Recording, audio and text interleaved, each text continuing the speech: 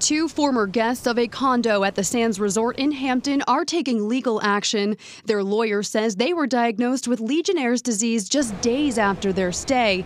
The two Massachusetts women are seeking damages to cover medical expenses. One of them ended up being hospitalized and was very, very sick and still dealing with some of the symptoms in the aftermath now.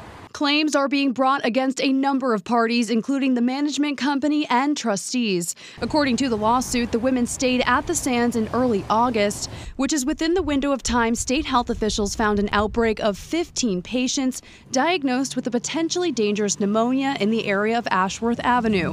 One of those people has died. Primarily it's negligence and the failure to implement safeguards to prevent something that's easily preventable. The Sands Resort is complying with an order from the Department of Health and Human Services and has begun immediate remediation of the facility's water system. In an earlier statement released before the lawsuit was filed, resort owners say the CDC only connected 9 patients to their property and that test results at several other hotels have not come back.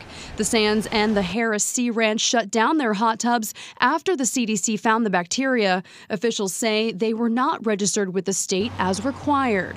The owners of the specific unit the women stayed in are named in the lawsuit. They had no comment. Attorney Emile Boussier says there was a total of 3 people staying in that room. The third person who was traveling with them did not go in the hot tub and did not become sick. A pool and spa company is also named in the lawsuit. They could not be reached for comment.